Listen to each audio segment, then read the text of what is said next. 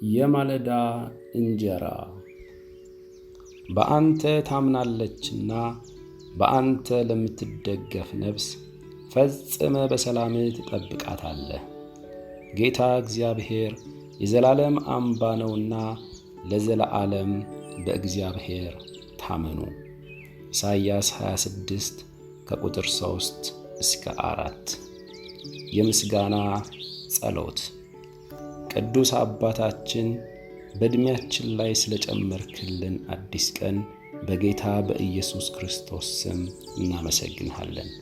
በሁሉ እየረዳህንና እያገዝከን ስላለ ያሰብነው ሳይሆን ያሰብክልን ስለሆነ በኢየሱስ ስም እናመሰግንሃለን። ካስጨነቁን ነገሮች ሁሉ ነፃ እያወጣህን በሰላምህ ስላረጋጋህን እናከብረሃለን። በአንተ የታመነችውን ነፍስ በሰላምህ ትጠብቃታለህ ተብሎ እንደተጻፈ በሰላምህ ስለጠበቅከን የማይረበሽና የማይወሰድ ሰላም ስለሰጠህን እናመሰግንሃለን።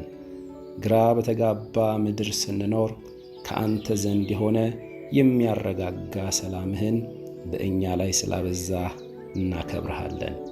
መልካም አባት፣ የሚያስጨንቀንን ነገር ከእኛ በማራቅ በሰላምህ ልባችንን ስለጠበቅ ክብር ላንተ ይሁን።